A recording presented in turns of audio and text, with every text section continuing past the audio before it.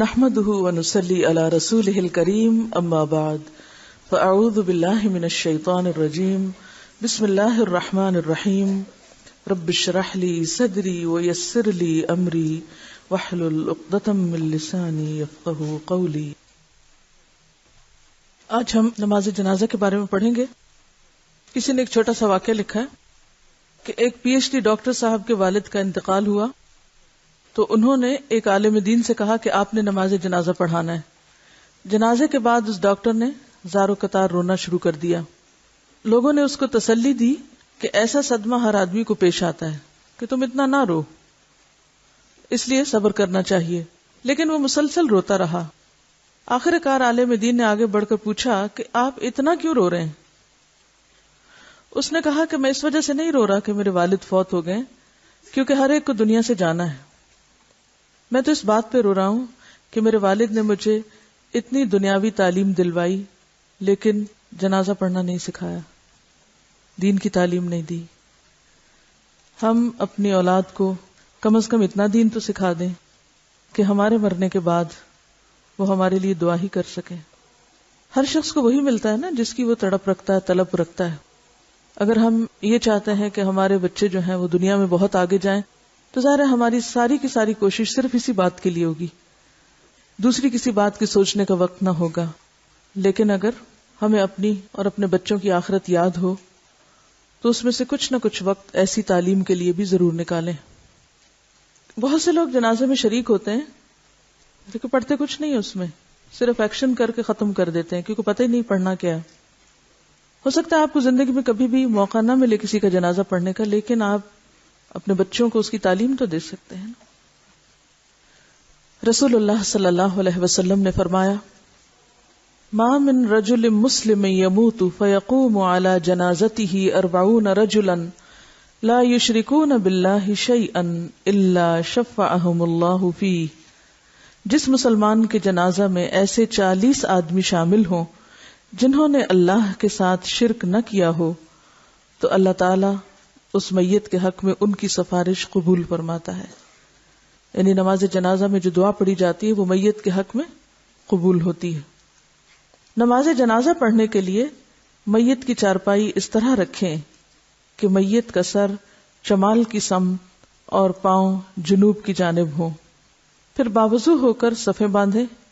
میت اگر مرد ہے تو امام اس کے سر کے سامنے کھڑا ہو اور اگر عورت ہے تو اس کے درمیان کھڑا ہو۔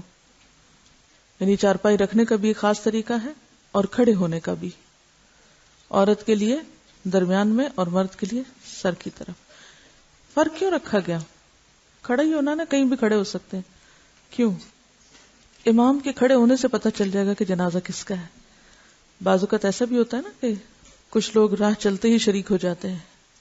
اب جب فرق ہوگا تو پھر قدرتی طور پر دعا کا جو صیغہ ہے وہ بھی فرق ہو جائے گا مذکر اور مؤنث میں۔ پھر دل میں نیت کر کے دونوں ہاتھ کندھوں یا کانوں تک اٹھائیں اور پہلی تکبیر کہہ کر سورۃ فاتحہ پڑھیں۔ جنازے میں سورۃ فاتحہ۔ ابو امامہ بن سہل سے روایت ہے کہ نماز جنازہ میں سنت طریقہ یہ ہے کہ پہلے تکبیر کہی جائے، پھر فاتحہ پڑھی جائے، پھر نبی صلی اللہ علیہ وسلم پر درود اور میت کے لیے دعا کی جائے، اس کے بعد سلام پھیرا جائے۔ طلحہ بن عبداللہ بن عوف کہتے ہیں کہ میں نے ابن عباس کے پیچھے نماز جنازہ پڑھی تو آپ نے سورۃ فاتحہ پڑھی اور فرمایا، میں نے یہ اس لیے کیا ہے تاکہ تم جان لو کہ یہ سنت ہے۔ طلحہ بن عبداللہ کی ایک روایت میں فاتحہ کے بعد دوسری سورت پڑھنے کا بھی ذکر ہے۔ معلوم ہوا تکبیر اولیٰ کے بعد سورۃ فاتحہ کا پڑھنا سنت ہے۔ سورۃ فاتحہ اور دوسری سورت پڑھ کر امام کو دوسری تکبیر کہنی چاہیے، پھر نماز والا درود شریف پڑھیں، اس کے بعد تیسری تکبیر کہہ کر ان دعاؤں میں سے کوئی دعا پڑھیں۔ تو کس طرح ہوا؟ پہلی دفعہ اللہ اکبر کہہ کے سورۃ فاتحہ اور دوسری سورت پڑھ کر پھر اللہ اکبر کہہ کے درود شریف، پھر اللہ اکبر کہہ کے دعائے جنازہ۔ ٹھیک ہے؟ پہلی دعا، اللہم اغفر لحینا ومیتنا وصغیرنا وکبیرنا وذکرنا وانثانا وشاہدنا وغائبنا اللہم من احییتہ منا فاحیہ علی الایمان ومن توفیتہ منا فتوفہ علی الاسلام اللہم لا تحرمنا اجرہ ولا تضلنا بعدہ۔ اے اللہ ہمارے زندہ اور مردے کو، چھوٹے اور بڑے کو، مرد اور عورت کو، حاضر اور غائب کو بخش دے۔ اے اللہ ہم میں سے جس کو تو زندہ رکھے اسے اسلام پر زندہ رکھ، اور ہم میں سے جس کو تو فوت کرے اسے ایمان پر فوت کر۔ اے اللہ ہمیں اس میت کے اجر سے محروم نہ رکھ، اور اس کے بعد ہمیں کسی آزمائش میں نہ ڈال۔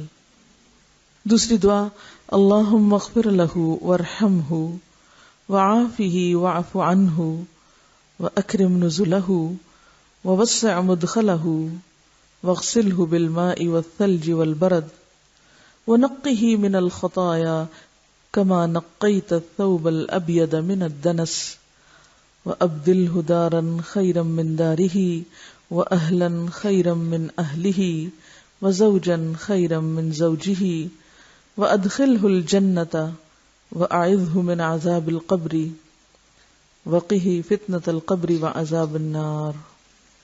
الہی اسے معاف فرما، اس پر رحم فرما، اسے عافیت میں رکھ، اس سے درگزر فرما، اس کی بہترین مہمانی فرما، اس کی قبر فراخ فرما، اس کے گناہ پانی، اولوں اور برف سے دھو ڈال، اسے گناہوں سے اس طرح صاف کر دے جیسے تو سفید کپڑے کو میل سے صاف کرتا ہے۔ اسے اس کے دنیا والے گھر سے بہتر گھر، دنیا کے لوگوں سے بہتر لوگ اور اس کی بیوی سے بہتر جوڑا عطا فرما، اسے بہشت میں داخل فرما، اور فتنہ قبر، عذاب قبر اور عذاب جہنم سے بچا۔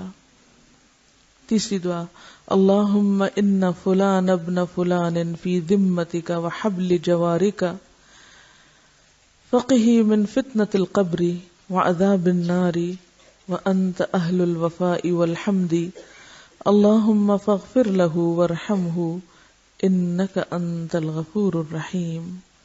الہی یہ فلاں بن فلاں تیرے ذمے اور تیری رحمت کے سائے میں ہے، اسے فتنہ قبر، عذاب قبر اور آگ کے عذاب سے بچا، تو اپنے وعدے وفا کرنے والا اور لائق تعریف ہے۔ الہی اسے معاف فرما دے اور اس پر رحم فرما، بلا شبہ تو بخشنے اور رحم کرنے والا ہے۔ چوتھی دعا، اللہم عبدک وابن امتک احتاج الی رحمتک وانت غنی عن عذابہ ان کان محسنا فزد فی حسناتہ وان کان مسیئا فتجاوز عنہ۔ الہی تیرا یہ بندہ، تیری بندی کا بیٹا تیری رحمت کا محتاج ہے، تو اسے عذاب نہ دے تو تجھے کیا پرواہ، اگر یہ نیک تھا تو اس کی نیکیوں میں اضافہ فرما، اور اگر گناہ گار تھا تو اسے معاف فرما دے۔ جب کہیں ڈیتھ ہو تو یہ دعائیں پرنٹ کر کے، کاپی کر کے لوگوں کو دی جانی چاہیے۔ وہاں بیٹھ کے لوگ گپ شپ کرتے ہیں یا اپنا اپنا قرآن پڑھ کے چلے جاتے ہیں، اور جو مردے کو ضرورت ہوتی ہے اس کی طرف کوئی توجہ ہی نہیں کرتا۔ جنازے کے مسائل۔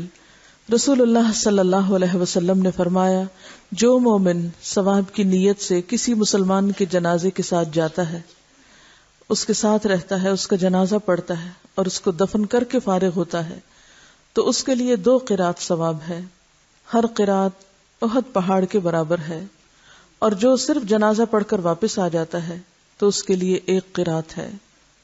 رسول اللہ صلی اللہ علیہ وسلم نے فرمایا، میت کو جلد دفن کرو، اگر وہ نیک ہے تو جس طرف تم اسے بھیج رہے ہو وہ اس کے لیے فائدہ مند ہے، اور اگر وہ برا ہے تو اس کو اپنی گردنوں سے اتار دو گے۔ سنت یہ ہے کہ نماز جنازہ میں سورۃ فاتحہ اور دعائیں آہستہ پڑھی جائیں۔ حضرت عبداللہ بن عباس نے جنازہ میں تعلیماً فاتحہ بلند آواز سے پڑھی۔ تعلیماً کا کیا معنی ہے؟ سکھانے کے لیے، جیسے صلاۃ التسبیح اگر کبھی اونچی پڑھ دی جائے تاکہ لوگوں کو اگر وہ کلمہ نہیں آتا تو سن سن کے یاد کر لیں، تو صحابہ کرام کے طرز عمل سے اس کی رخصت موجود ہے۔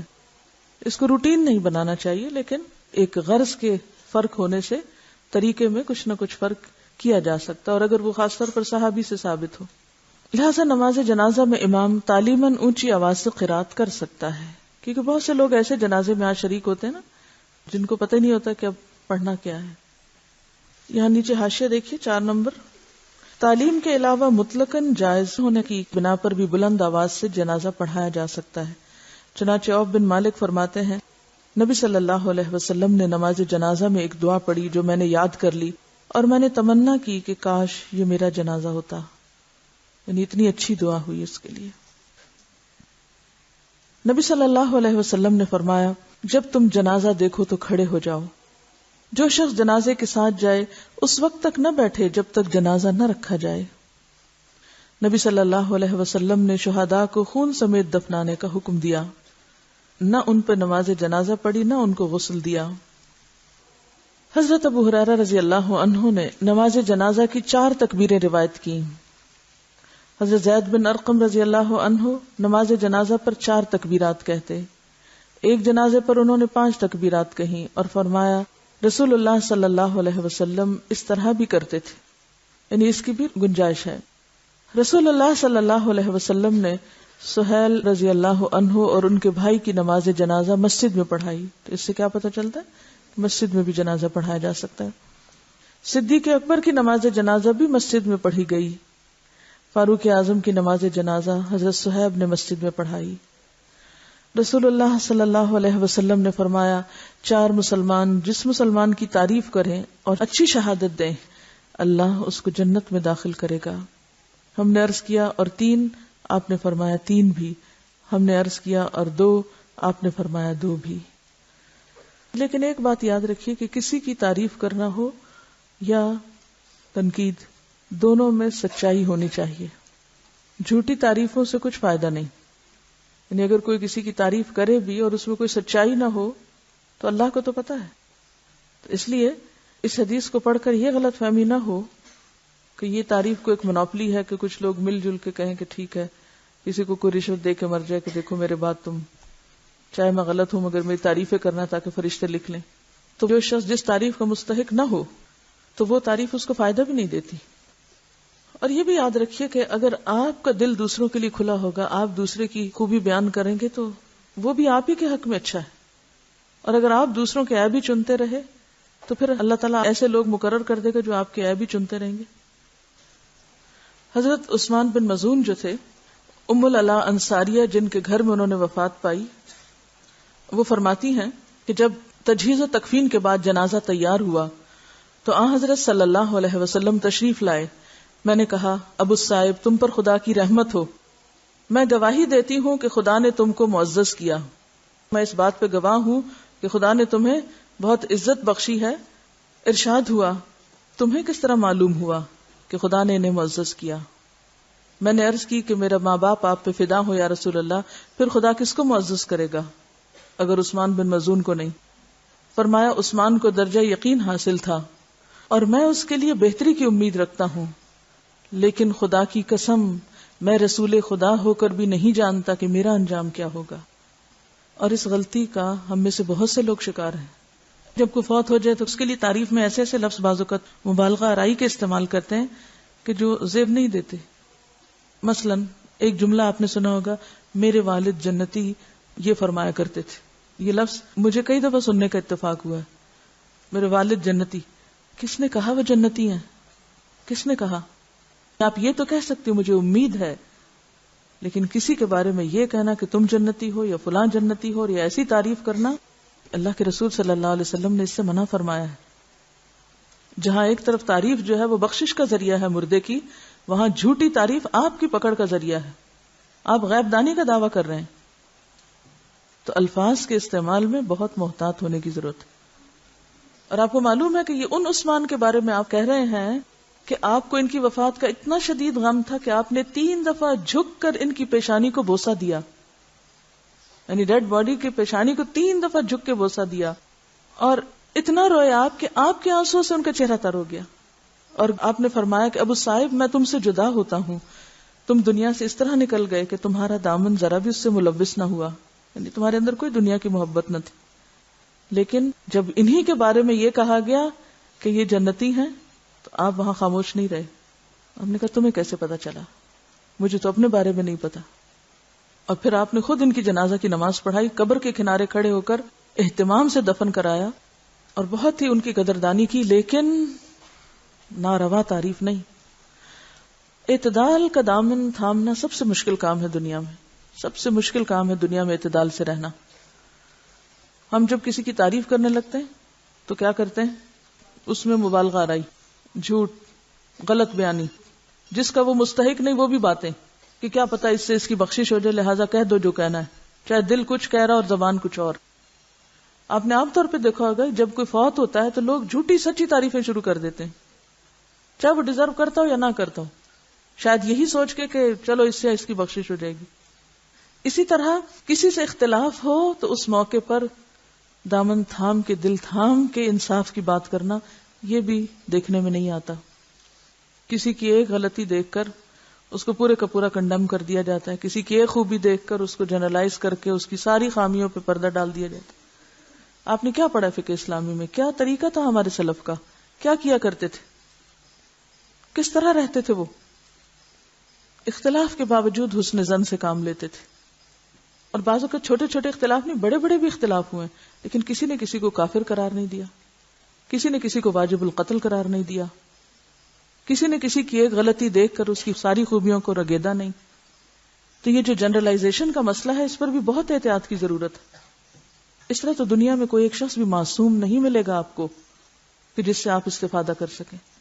آپ سب کے لیے مغفرت کی دعا کر سکتے ہیں. اور یہاں تک آپ دیکھیے کہ ہمیں تو نہیں پتا ہوتا نا کہ کسی کا ایمان کیا تھا، لیکن آپ کو پتا تھا عبداللہ بن ابی کا ایمان کیا ہے، پھر بھی آپ دعا کے لیے تیار ہو گئے، لیکن اللہ کی طرف سے آپ کو روک دیا گیا کیونکہ ان کا نفاق واضح تھا.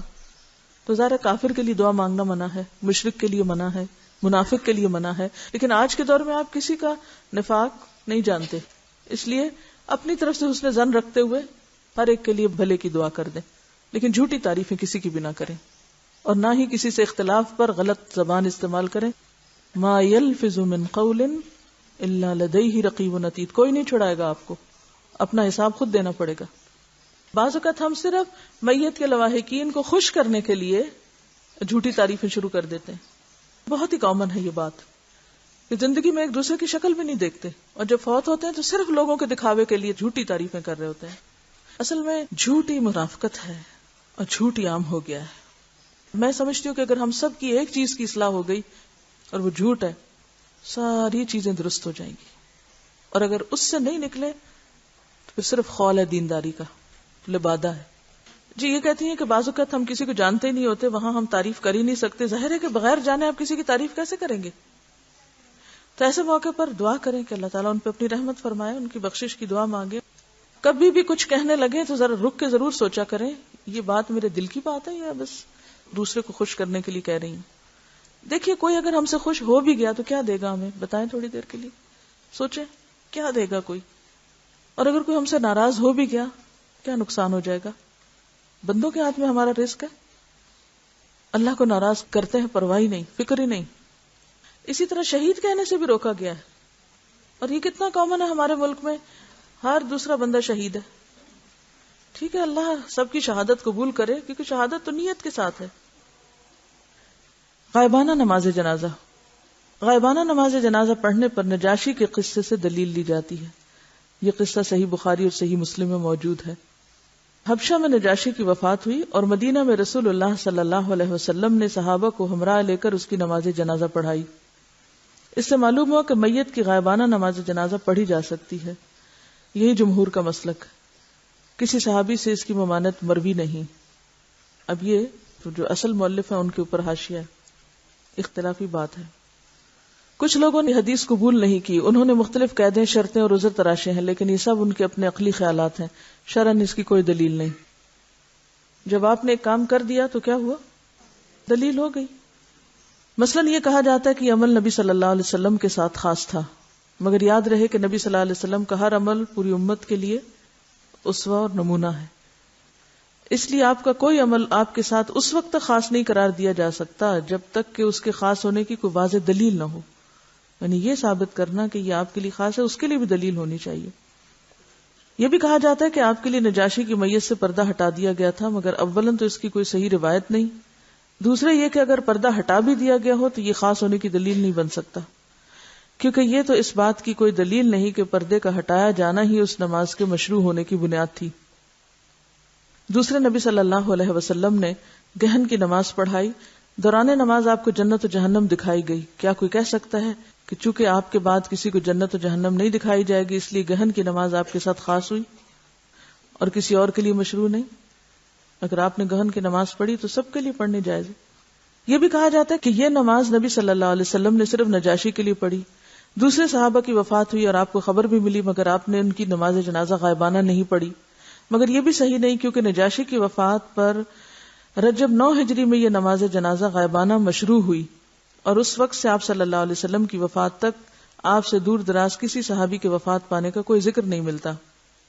ٹھیک ہے، یعنی ان کے خیال میں نجاشی کی وفات کب ہوئی؟ 9 ہجری میں، اور اس کے بعد آپ کی زندگی میں کوئی ایسا واقعہ نہیں ہوا کہ صحابہ کی وفات کی خبر سنی ہو، اور اگر کسی کی وفات ہوئی بھی اور آپ کو اس کا علم بھی ہوا پھر بھی آپ نے اس کی غائبانہ نماز جنازہ نہ پڑھی تو زیادہ سے زیادہ یہ بات اس کی دلیل ہوگی کہ نماز غائبانہ چھوڑی جا سکتی، تخصیص کی دلیل نہ ہوگی۔ باقی رہے شہداء تو بالعموم ان کی نماز جنازہ پڑھی نہیں جاتی، تو بہت سے صحابہ کرام جو باہر جا کے کہیں فوت ہوئے وہ شہید کے درجے میں تھے۔ یہ بھی کہا جاتا ہے کہ نجاشی ایسی جگہ فوت ہوا تھا جہاں کوئی نماز جنازہ پڑھنے والا نہ تھا، مگر سیرت نگاروں نے لکھا ہے کہ مکہ میں حبشہ کی ایک جماعت نے آ کر ایمان قبول کیا تھا۔ یہ بھی کہا جاتا ہے کہ نجاشی ایسی جگہ فوت ہوا تھا جہاں کوئی نماز جنازہ پڑھنے والا نہ تھا، مگر سیرت نگاروں نے لکھا ہے کہ مکہ میں حبشہ کی ایک جماعت نے آ کر ایمان قبول کیا تھا جس پر وَإِذَا سَمِعُوا مَا أُنزِلَ إِلَى الرَّسُولِ اور دوسری آیات نازل ہوئیں۔ پھر مدینہ میں ان کی ایک بڑی مومن جماعت تشریف لائی تھی، یعنی یہ تو بات بعید ہے، بہت عقل سے دور ہے کہ اتنے مسلمان ایک جگہ ہوں اور وہ اپنے معزز ترین بادشاہ کی نماز جنازہ ادا نہ کریں، لہٰذا یہ عذر درست نہیں ہے۔ قبر پر نماز جنازہ، یعنی ایک بار اگر کوئی شخص دفن ہو چکا ہو تو کیا پھر بھی جنازہ پڑھا جا سکتا ہے؟ حضرت ابو ہریرہ رضی اللہ عنہ سے روایت ہے کہ سیاہ رنگ کی ایک خاتون مسجد نبوی میں جھاڑو پھیرا کرتی تھی، وہ نظر نہ آئی تو آپ نے اس کے بارے میں پوچھا، صحابہ نے بتایا کہ وہ فوت ہو گئی۔ آپ نے فرمایا تم نے مجھے کیوں نہ اطلاع کی، مجھے اس کی قبر بتاؤ۔ صحابہ نے آپ کو اس کی قبر بتائی، پھر آپ نے قبر پر نماز جنازہ پڑھی اور فرمایا یہ قبریں تاریکی اور ظلمت سے بھری ہوتی ہیں، میری نماز کے سبب اللہ تعالیٰ ان کو روشن کر دیتا ہے۔ تو اس سے کیا پتہ چلتا ہے کہ مسجد کی صفائی، ایسی جگہ کی صفائی جہاں اللہ کا ذکر بلند کیا جائے، بڑی سعادت کے کاموں میں سے، اس کو خوشی اور شوق سے کرنا چاہیے، اس کو اپنی شان کے خلاف نہیں سمجھنا چاہیے۔ دین کی صحیح تعلیم کو عام کرنا کتنا ضروری ہے اور اس کا فائدہ ہمیں دنیا میں بھی کس طرح پہنچتا ہے۔ اگر ہم لوگوں کو شرک سے منع نہیں کریں گے تو ہمارے جنازے پہ پھر کون پڑیں گے؟ اور اگر آپ ایسی تعلیم عام کرتے ہیں اور آپ کی اس تعلیم سے لوگوں کے عقیدے درست ہوتے ہیں اور وہ مرنے کے بعد آپ کے لیے دعا کرتے ہیں تو وہ دعائیں آپ کے لیے فائدہ مند ہوں گی۔ یعنی کر بھلا ہو بھلا، آپ دوسروں کے ساتھ مہربانی کریں، اللہ آپ پر مہربان ہوگا، یعنی نیکی کا ایک سلسلہ شروع ہو جاتا ہے نا۔ عورتوں کی الگ سے جنازے کی کوئی نماز نہیں ہے اور نہ ہی غائبانہ پڑھنے کا کوئی ثبوت ہے، صرف زیادہ یہی ہے کہ آپ کہیں موجود ہیں اور نماز ہو رہی ہے تو پیچھے ویسے باتیں کرنے کی بجائے اگر جیسے کسی بھی نماز میں عورتیں پیچھے صف بنا لیتی ہیں تو بنا لیں، ورنہ اہتمام کے ساتھ جانا ضروری نہیں ہے۔ مسجد نبوی میں بھی اور حرم مکی میں بھی، دونوں جگہ پر آپ نے دیکھا ہوگا کہ ہر نماز کے بعد تقریباً جنازے ہوتے ہیں، تو اگر آپ کو اللہ تعالیٰ عمرے یا حج کی توفیق دے تو آپ خاص طور پر اس چیپٹر کو پڑھ کے دعائیں یاد کر کے جائیں تاکہ زیادہ سے زیادہ اس موقع سے فائدہ اٹھائیں۔ یہ کہتی ہیں کہ بعض اوقات یہ لکھا ہوتا ہے کہ وہ فلسطین میں جو لوگ شہید ہوئے ان کا غائبانہ جنازہ پڑھا جائے اور بڑے بڑے بینرز لگے ہوتے ہیں۔ عام طور پر ایسی چیزیں جو ہیں ان کو خاص طور پر آپ دیکھیں کہ جن علاقوں میں یہ ساری ڈسٹربنس ہے وہاں جنازوں کو ایک سیاسی ہتھیار کے طور پر استعمال کیا جا رہا ہے۔ یاسر عرفات کا جنازہ آپ نے دیکھا ہوگا، دیکھا تھا کسی نے؟ مجھے ٹیلی ویژن پہ دیکھنے کا اتفاق ہوا تھا، سوچ رہی تھی کہ میت کی بھی توہین ہے اس میں کہ کوئی کسی کی سن نہیں رہا تھا، شیخم دھاڑ، دھکم پیل، طوفان بدتمیزی، اور کوئی کسی کے اوپر رکت نہیں۔ جنازے کے ساتھ کس طرح چلنا چاہیے؟ ہم کب تک صرف مظاہروں کی سیاست کرتے رہیں گے؟ کب تک صرف احتجاجی سیاستیں کرتے؟ کب تک جنازوں کی سیاست کرتے رہیں گے؟ یہ جنازوں کی سیاست ہے کہ صرف ایک پریشر گروپ بلڈ کرنے کے لیے آپ جنازے کو اور ایک ایسے وقت کو استعمال کریں کہ دوسرے اس وقت جذباتی کیفیت میں ہیں۔ یہ تو دوسروں کے جذبات سے کھیلنے والی بات ہے، یعنی ایموشنل ایکسپلائٹیشن ہے میرے خیال میں تو۔ اور اتنا لمبا چوڑا گھمانا سڑکوں کے اوپر، یہ کس سنت سے ثابت ہے؟ ہونا تو یہ چاہیے جہاں کوئی فوت ہوا ہے قریبی جگہ پہ جا کے دفنا دیا جائے اس کو، مسلمانوں کی تربیت کو معلوم نہیں کیا ہو گیا. کسی نان مسلم کنٹری میں آپ دیکھیں معذتوں کے جنازہ یا اور لوگوں کے، پھر آپ کہیں گے تو چائنیز کو تعریفیں کرتی ہیں اور صرف مسلمانوں کی ان کو تحقیر کرنی آتی، کیونکہ ہم اپنی غلطی ماننے کو جو تیار نہیں، صرف ایک فخر کی نفسیات میں مبتلا ہیں کہ ہم سب سے اچھے لوگ ہیں، چاہے ہم ہر کام سنت کے خلاف کر رہے ہوں. آپ صلی اللہ علیہ وسلم کی تو خیر ایک ایکسیپشنل صورت تھی، لیکن اس وقت کیا ہوا تھا؟ لوگ آتے تھے، اپنا آئے، دروشی پڑھا اور گئے، آئے اور گئے، عورتیں مرد بچے سب. کبھی بھی جنازوں کو سڑکوں پہ نہیں پھرایا گیا. چلیے آگے پڑھتے ہیں. تدفین اور زیارت. عقبہ بن عامر رضی اللہ عنہ کہتے ہیں کہ 3 ساعات کان رسول اللہ صلی اللہ علیہ وسلم ینہانا ان نصلی فیہن او ان نقبر فیہن موتانا حین تطلع الشمس بازغتا حتی ترتفع وحین یقوم قائم الظہیرۃ حتی تمیل الشمس وحین تضیف الشمس للغروب حتی تغرب. رسول اللہ صلی اللہ علیہ وسلم نے 3 اوقات میں نماز پڑھنے اور مردوں کو دفن کرنے سے منع فرمایا. نمبر 1 طلوع آفتاب کے وقت حتیٰ کہ بلند ہو جائے. نمبر 2 جب سورج دوپہر کے وقت عین سر پر ہو حتیٰ کہ ڈھل جائے. اور نمبر 3 غروب آفتاب کے وقت حتیٰ کہ غروب ہو جائے. یعنی جن اوقات میں نماز پڑھنا منع ہے انہی میں دفنانا بھی. ابن عمر رضی اللہ عنہ سے روایت ہے کہ نماز جنازہ نماز فجر اور نماز عصر کے بعد ادا کی جا سکتی ہے. یعنی فجر کی نماز پڑھ کے ساتھ ہی جنازہ پڑھا جا سکتا ہے. حرم میں عام طور پہ ایسے ہوتا ہے. اسی طرح عصر کی نماز کے بعد بعض اوقات جنازہ پڑھا جاتا ہے. عام نماز بنا ہے لیکن جنازے کی نماز پڑھی جا سکتی ہے. قبر گہری کھودیں، اسے ہموار اور صاف رکھیں. میت کو پاؤں کی طرف سے قبر میں داخل کریں. میت کو قبر میں رکھتے ہوئے یہ دعا پڑھیں: بسم اللہ وعلی ملت رسول اللہ صلی اللہ علیہ وسلم. اللہ کے نام سے اور رسول اللہ صلی اللہ علیہ وسلم کے مذہب اور طریقے پر اسے دفن کرتے ہیں. سعد بن ابی وقاص رضی اللہ عنہ نے وصیت کی کہ میرے لیے لحد بنانا. لحد کیا ہوتا ہے؟ بغلی قبر. اور اس پر کچی اینٹیں لگانا جیسے کہ رسول اللہ صلی اللہ علیہ وسلم کے لیے کیا گیا تھا. آپ صلی اللہ علیہ وسلم کی قبر اونٹ کی کوہان جیسی تھی. پھر قبر پر مٹی ڈال کر سب لوگ میت کے لیے بخشش اور ثابت قدمی کی دعا مانگیں. جنازہ کے بعد قبرستان سے نکل کر دعا کرنا رسول اللہ صلی اللہ علیہ وسلم سے ثابت نہیں. قبروں کو پختہ بنانے کی ممانعت. قبروں کو اونچا کرنا، پختہ بنانا، ان پر گنبد اور قبے بنانا حرام ہے. جابر رضی اللہ عنہ کہتے ہیں کہ رسول اللہ صلی اللہ علیہ وسلم نے پختہ قبریں اور ان پر عمارت وغیرہ بنانے سے منع کیا. نیز آپ نے قبر پر بیٹھنے اور ان کی طرف منہ کر کے نماز پڑھنے سے بھی منع فرمایا ہے. چاہے کوئی شخص مجاور بن کے بیٹھے یا چلہ کشی کے لیے، سب ناجائز ہے. رسول اللہ صلی اللہ علیہ وسلم نے قبروں پر لکھنے سے بھی منع فرمایا. حضرت علی بیان کرتے ہیں کہ مجھے رسول اللہ صلی اللہ علیہ وسلم نے حکم دیا کہ میں ہر تصویر مٹا دوں اور ہر اونچی قبر برابر کر دوں. ام حبیبہ اور ام سلمہ نے رسول اللہ صلی اللہ علیہ وسلم سے ایک گرجے کا ذکر کیا کہ اس میں تصویریں لگی تھی، یعنی حبشہ کے علاقے میں جب یہ ہجرت کر کے گئی ہیں، کیونکہ عرب میں تو گرجا نہیں تھا. آپ نے فرمایا جب ان لوگوں کا کوئی نیک شخص مر جاتا تو وہ اس کی قبر پر مسجد بناتے اور وہاں تصویریں بناتے. قیامت کے دن یہ لوگ اللہ کے سامنے بدترین مخلوق ہوں گے. رسول اللہ صلی اللہ علیہ وسلم نے آخری بیماری مرض الموت میں فرمایا: اللہ تعالیٰ یہود و نصارہ پر لعنت کرے جنہوں نے اپنے پیغمبروں کی قبروں کو مسجدیں بنا لیا.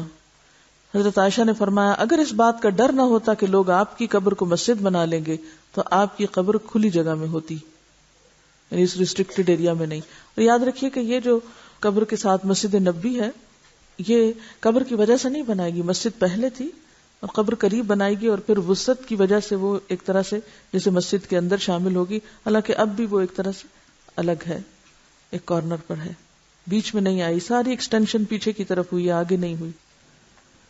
رسول اللہ صلی اللہ علیہ وسلم نے فرمایا میں نے تمہیں قبروں کی زیارت سے منع کیا تھا، اب تم ان کی زیارت کیا کرو.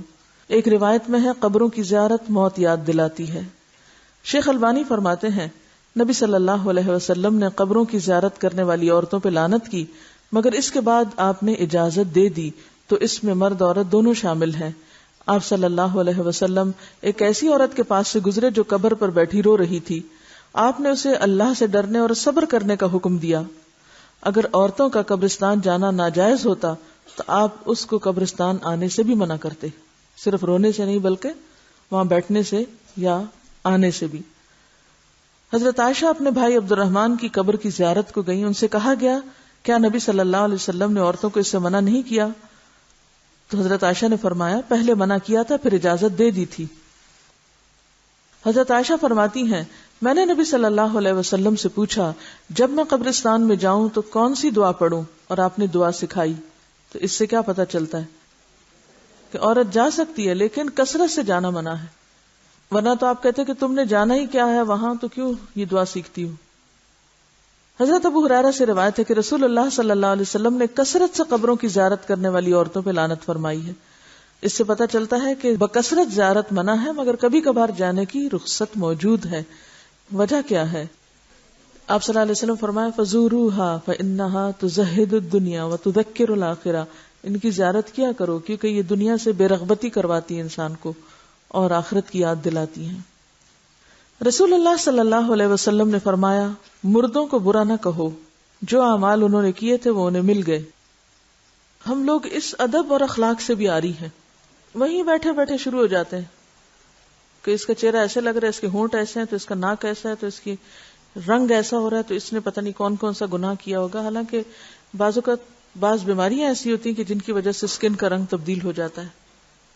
اور ایک بات یاد رکھیے کہ جو شخص یہ کہتا ہے کہ لوگ ہلاک ہو گئے وہ سب سے زیادہ ہلاک ہونے والا ہے. کوئی حق نہیں کسی کو کہ کسی کے بارے میں کچھ طرح کمنٹ کرے, یعنی کسی کی تعریف اگر نہیں کر سکتے تو اس کی برائیوں پر بھی زبان نہ کھولو کیونکہ وہ اپنے انجام کو پہنچ گئے. زیارت قبور کی دعائیں. جو شخص قبروں کی زیارت کرنے جائے تو وہ یہ دعا پڑھے السلام علی اہل الدیار من المؤمنین والمسلمین ویرحم اللہ المستقدمین منا والمستأخرین وإنا انشاء اللہ بکم للاحقون. مومن اور مسلمان گھر والوں پر سلامتی ہو, ہم میں سے آگے جانے والوں اور پیچھے رہنے والوں پر اللہ تعالی رحم فرمائے, اور اگر اللہ نے چاہا تو ہم بھی عنقریب تم سے ملنے والے ہیں. مسلم ہی کی ایک روایت میں یہ الفاظ بھی ہیں اسأل اللہ لنا ولکم العافیہ, میں اللہ تعالیٰ سے اپنے اور تمہارے لیے عافیت کی دعا کرتا ہوں. آپ نے سوال یہ کیا تھا کہ اگر کوئی شخص کہیں فوت ہو جائے تو اس کو ٹرانسپورٹ کر کے دوسری جگہ لے جایا جا سکتا ہے. پسندیدہ تو یہی ہے کہ جہاں کوئی فوت ہو وہیں دفن کرے, کیونکہ زمین تو ساری اللہ کی ہے.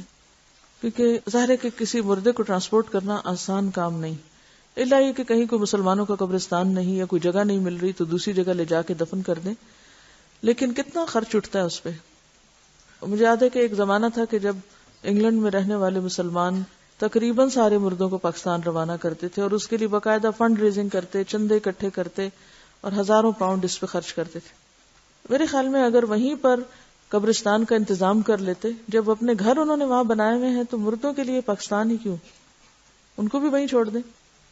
اسی پیسے سے اگر ہر کوئی اپنے اس مردے کے نام پہ ایک ایک اسکول اپنے گاؤں میں بنوا دیتا تو کتنے بچوں کی تعلیم کا انتظام ہو جاتا اور اس مردے کے لیے بھی صدقہ جاریہ ہوتا. ہم بعض اوقات غیر ضروری جگہوں پر مال خرچ کرتے ہیں, حالانکہ اس سے بہتر مقامات اور مواقع موجود ہوتے ہیں جن پہ اگر تھوڑا سا غیر جذباتی ہو کے سوچا جائے تو بہت فائدہ ہو سکتا ہے. جیسے اگر ایک مردے کے اوپر 1000 پاؤنڈ بھی خرچ آیا ہے, مجھے نہیں معلوم آج کل کتنا ٹکٹ ہے مردے کے لیے, کیونکہ وہ ایک سواری کا نہیں, ویسا 2 یا 3 کے برابر ٹکٹ ہوتا ہے. اس کو ویسے بھی وہ لگیج میں ڈال کے بھیجتے ہیں, اندر جہاز میں اوپر تھوڑی رکھتے ہیں. تو کرامت کے بھی خلاف بات بنتی ہے نا. ایک شخص جو فوت ہو چکا ہے, اب اس نے جانا زمین میں ہی ہے, وہاں اس زمین میں ڈالنے کے لیے کسی اور زمین میں آپ اس کو بھیج رہے ہیں, اور پھر اس سے حاصل کیا ہوگا؟ یعنی صرف دوسروں کی تسلی کے لیے, اور پھر اس پہ کتنے کتنے دن گھروں میں. وہ تو ایک خرچہ ہے نا کہ ٹکٹ آپ کو وہاں سے لینا پڑے گا, اس کے لیے 1000 پاؤنڈ اگر لگتا ہے تو آج کل 1000 پاؤنڈ جو ہے وہ تقریباً میرے خیال 1 لاکھ کے برابر ہے, یہ زیادہ ہے. میرے خیال 1,14,000 یا 20 کچھ اس طرح بنے گا. اب اتنے پیسوں میں آپ کسی ایک گاؤں میں 2 کمروں کا اسکول بنا سکتے ہیں. اچھا, پھر انتظار میں جو وقت گزرتا ہے, 8 دن بعد میت آ رہی ہے, 8 دن گھر میں مجلس قائم ہے, سب لوگ کام کاج چھوڑ کے پتہ نہیں کہاں کہاں سے اکٹھے ہو رہے ہیں, اور پھر اس پر جو کھانے پینے کا خرچ چلتا ہے لوگ قرضہ اٹھا اٹھا کے آنے والوں کی خاطرداری کر رہے ہوتے ہیں. وہ سارا اگر ملایا جائے تو اس سے کہیں بہتر کام ہو سکتے ہیں, اور جانے والے کے لیے دعا کر کے صبر کیا جائے, کیونکہ تھوڑے دن ہیں ہمارے بھی, وہیں جا بیٹھیں گے ہم بھی. تو جب ہمارے سامنے مقاصد واضح نہیں ہوتے تو پھر ہم اپنے جذبات, اپنی تسلی, اپنے سکون اور اپنی خواہش پوری کرنے کے لیے بلا ضرورت اس طرح کی تکلیف کرتے ہیں. اور جب نبی صلی اللہ علیہ وسلم کی واضح حدیث ہے کہ جلدی کرو, دیر نہ کرو, تو پھر کوئی جواز نہیں. دیکھیے ایک شخص وہاں سے آئے گا, آ کے بس صرف شکل دیکھے گا اور روئے دھوئے گا اور خلاص. آپ پہلے اتنا عرصہ کہاں تھے؟ آپ کو اس وقت آنا چاہیے تھا جب وہ زندہ تھا. اب تو ایک رسم دنیا نبھانے آ رہے ہیں آپ. اور دوسری بات یہ ہے کہ مورچری میں رکھ دیتے ہیں. آپ کو کوئی مورچری دیکھنے کا اتفاق ہوا؟ میں نے دیکھی ہے. ایسے ہی جیسے فریزر ہوتے ہیں, کھلتے ہیں اور مردے اس طرح اندر رکھ دیے جاتے ہیں جیسے فریج میں آپ کوئی چیز رکھ رہے ہیں. آپ اپنے لیے پسند کریں گے کہ آپ کو مرنے کے بعد فریز کیا جائے اور آپ کو مرنے کے بعد اٹھا کے کبھی کہیں کبھی کہیں, اور بعضوں کا جب وہاں سے ٹرانسپورٹ کرتے ہیں تو آپ کو پتا ہے کہ وہ سارا کچھ اندر سے نکال لیتے ہیں, سب آنتے وانتے ہر چیز, حتیٰ کہ بعضوں کا برین تک کو بھی, اور صرف وہ کھوکھلی سے وہ ایک چیز ہوتی ہے, ہڈیاں چند جو اتنی دور لائی جاتی ہیں. کس لیے؟ زمین کے کسی بھی حصے میں ہوں گے اٹھا لیے جائیں گے واپس. ایسی چیزوں کو کٹ ڈاؤن کرنا چاہیے ہمیں, اور تھوڑا سا عقل سے کام لینا چاہیے جذبات سے زیادہ. کوئی شخص اگر کسی جگہ پیدا ہوا اور کہیں اور فوت ہو گیا جا کے, تو وہ سارا علاقہ جو ہے جتنا فاصلہ دور ہے اس کے برابر جنت میں اس کو جگہ ملے گی. چلیے آگے پڑھتے ہیں. دیگر نمازیں. نماز توبہ. رسول اللہ صلی اللہ علیہ وسلم نے فرمایا, جب کوئی آدمی گناہ کرتا ہے پھر اٹھ کر وضو کرتا ہے, پھر نماز ادا کرتا ہے اور توبہ استغفار کرتا ہے تو اللہ تعالیٰ اس کے گناہ معاف کر دیتا ہے. تو جب سمجھے کہ غلطی ہو گئی ہے, کوئی گناہ ہو گیا ہے, تو بجائے گلٹ میں رہنے کے فوراً اللہ کی طرف لپکے اور دعا کر کے معافی مانگ لے. لیلۃ القدر کے نوافل. رسول اللہ صلی اللہ علیہ وسلم نے فرمایا, جس نے لیلۃ القدر میں ایمان اور ثواب کی نیت کے ساتھ قیام کیا اس کے تمام گزشتہ گناہ معاف کر دیے جائیں گے. لیلۃ القدر رمضان المبارک کے آخری عشرے کی طاق راتوں یعنی 21, 23, 25, 27 اور 29 میں سے ایک رات ہے. 15ویں شعبان کے نفل. 15ویں شعبان کی رات شب برات کے نوافل کے لیے قیام کرنے اور جاگنے کا اہتمام کرنا احادیث صحیحہ سے ثابت نہیں ہے. اس طرح صرف 15 شعبان کو روزہ رکھنے والی روایت بھی جو ابن ماجہ میں ہے سخت ضعیف ہے. قیامت کے دن صرف وہی نماز قبول ہوگی جو نبی صلی اللہ علیہ وسلم کی سنت کے مطابق ہوگی. ایک اور نماز جس کے بارے میں سوال کیا گیا تھا وہی صلاۃ حاجت, کہ اس کا ذکر نہیں آیا. بات یہ ہے کہ صلاۃ حاجت بنیادی طور پر کیا ہے؟ حاجت کی نماز. حاجت کی نماز سے مراد کیا ہے کہ جب آپ کو کوئی ضرورت پیش آئے, جیسے حدیث میں آتا ہے آپ صلی اللہ علیہ وسلم کو جب بھی کوئی مشکل پیش آتی تو آپ فوراً نماز کی طرف لپکتے, جیسے قرآن میں بھی آتا ہے وَاسْتَعِينُوا بِالصَّبْرِ وَالصَّلَاةِ, صبر اور نماز کے ساتھ مدد لو. تو اس میں آپ جا کے 2 رکعت نفل پڑھ کے اللہ سے دعا کر لیں, یہی صلاۃ حاجت ہے. وہ جو دعا ہے اس کے بارے میں بعض لوگوں کا خیال ہے کہ اس کی سند ضعیف ہے, لیکن بحیثیت دعا کے یعنی بحیثیت دعا اس میں کوئی کمی بیشی نہیں ہے. اگر آپ یہ نہ سمجھیں کہ یہ نبی صلی اللہ علیہ وسلم سے ثابت ہے, اور ویسے دعاؤں میں بحیثیت دعا کے اس کو پڑھ لیں جیسے آپ اپنی اردو پنجابی کی دعائیں مانگتے ہیں, تو اس طرح تو کوئی حرج نہیں. لیکن یہ سوچنا کہ یہ چیز نبی صلی اللہ علیہ وسلم سے اسی طریقے کے ساتھ ثابت ہے تو ایسا نہیں ہے, کیونکہ روایت میں ضعف ہے, اس لیے اس مخصوص طریقے کی پابندی لازم نہیں, یعنی اس مخصوص طریقے کی پابندی نہیں کرنی چاہیے. لیکن 2 رکعت نماز پڑھنے سے کوئی چیز آپ کو نہیں روکتی. آپ کو جب بھی کوئی حاجت ہو آپ اس وقت 2 رکعت نماز پڑھ سکتے ہیں, یہی صلاۃ حاجت ہے. ٹھیک ہے, چلیے کام تمام. تو الحمدللہ آپ کی کتاب مکمل ہوئی. وآخر دعوانا ان الحمد للہ رب العالمین. سبحانک اللہم وبحمدک نشہد ان لا الہ الا انت نستغفرک ونتوب الیک. السلام علیکم ورحمۃ اللہ وبرکاتہ.